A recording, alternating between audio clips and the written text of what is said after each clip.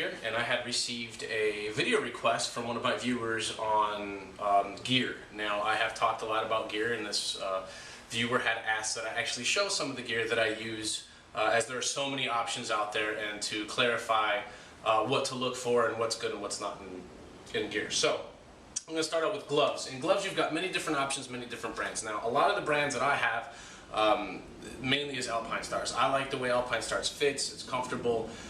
It's a pricey brand. So, again, you don't have to buy the brand that I wear. My friend, Technical Nonsense, he likes Tai Chi, and another pricey brand, but that's the brand he likes and he's comfortable to him. So the best thing for you to do would be to go to your local gear shop and try on different brands. Find what's in your price point, read reviews. A lot of websites out there that sell gear will have people who have worn the gear, crashed in the gear, and will have a review based on how well the gear held up, as well as many other things on how the gear holds up just from everyday riding and normal wear and tear. So again, I'm going to start out with the gloves, and my summer gloves are these Alpinestar gloves, and they're shorty gloves. They're not full gauntlets, and if you put them on, you'll see they come up to about right here, right on my wrist. So it's not a half or full gauntlet, and a lot of people feel that that's not good enough. You know, my jacket sleeve covers above this, so I don't have an issue with it. They're very cool.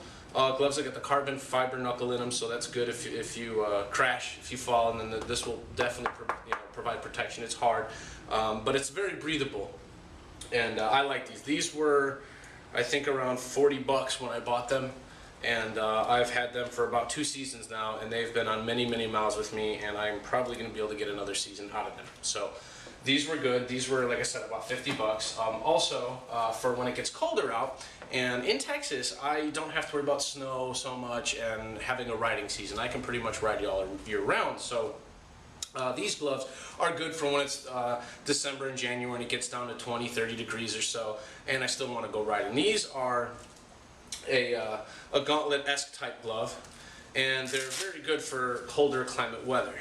So basically, you wear it. It's got a lot of padding and it's very, very warm. When I wear these and it's 20, 30 degrees outside, my hands are warm and will almost sweat sometimes because it's so warm. But as you see, it's like a half gauntlet type deal. It's got, again, the carbon fiber knuckles, good for protection. It's got, you know, padding in each of the knuckles here, as well as a big armor padding here. And again, real warm. You can tuck your jacket into here and it will help keep you warm as well as protected. These I got as a gift. The brand, this is, I'm going to say this wrong, Hipor or Hipori? I don't know. My wife got these for me. I love them. I don't know how much they go for. But again, this is just proof that brand doesn't matter. I don't know, you know, what these cost. I don't know where they compare to other brands, but I like them. They're comfortable. They keep me warm. And I haven't fallen with them yet, but hopefully that doesn't happen in the first place. So there are many other options for gloves. You can get leather full gauntlet gloves and whatnot, and the price points will vary, again, based on size, based on the material it's made out of, and the brand. That's basically gloves. Second up, we're going to talk about is jackets. I have here is my Alpinestars, I love Alpinestars if you can't tell, is my Alpinestars leather. So it's nice. This was also a gift from my wife. This was a Christmas gift. It's got a removable liner inside, so if I do get too hot, I can take that out. But it's got lots of armor. It's got armor in the shoulder, CE approved armor.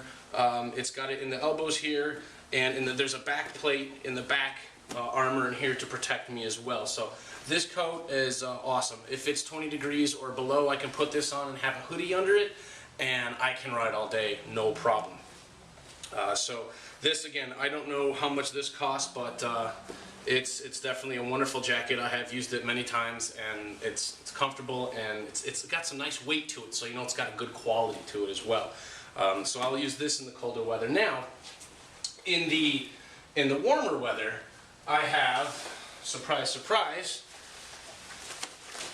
another Alpinestars coat.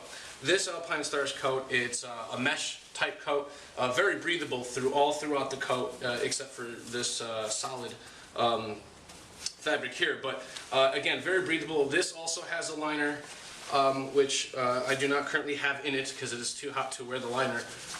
But You know, again, this coat I got for like $140 on sale at my local store. And for the summertime riding, this thing is absolutely amazing. It keeps me cool.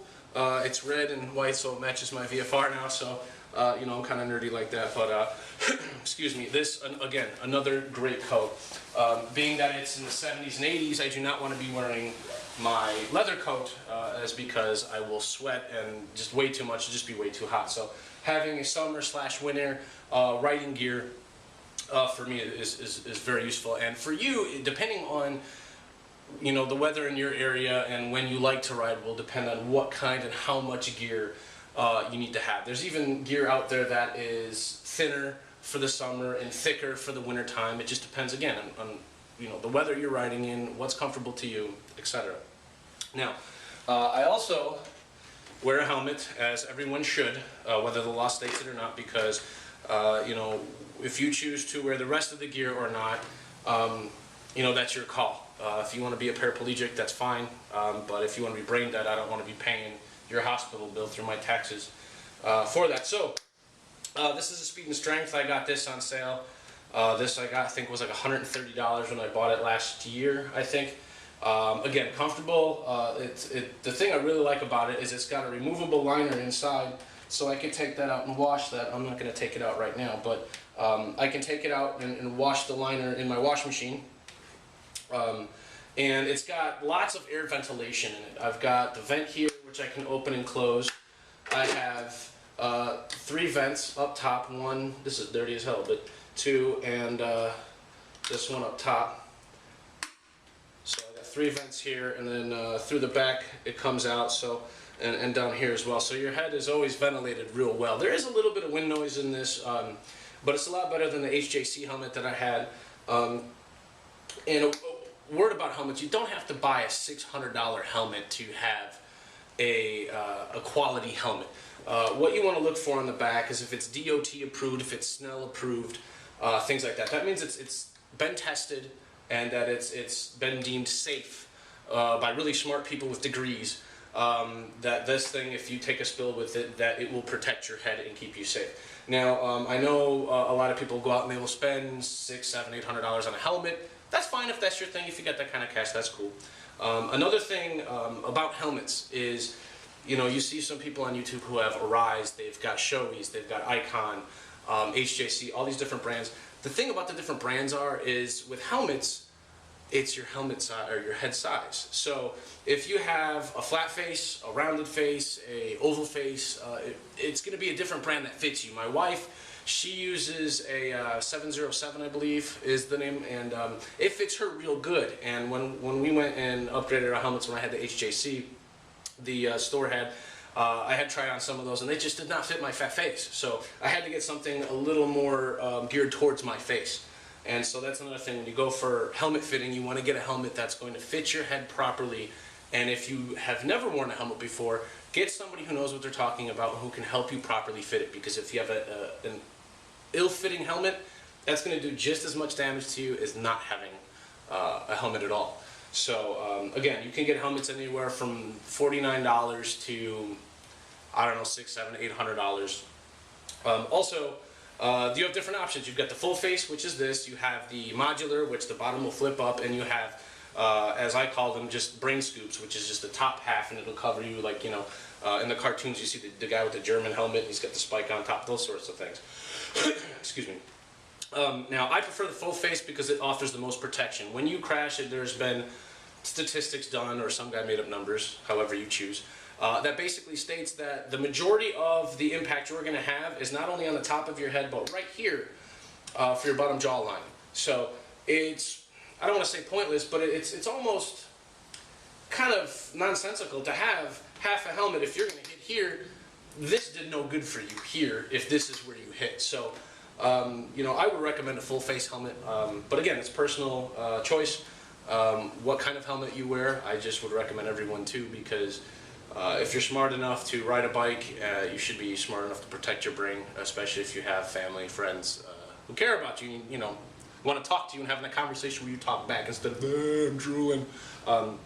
So again, gear, name, brand does not matter. Proof of that is and I'm off camera right now, which is fine. But my friend Technical Nonsense is a Tai Chi guy. His helmet is an Arai helmet. He's got one of those fancy hundreds and hundreds of dollars helmets, and now he loves this. Good ventilation again, removable liner and everything like that. So again, it's all based on your head size, your shape, and again, the things you're looking for is where it says DOT approved, Snell.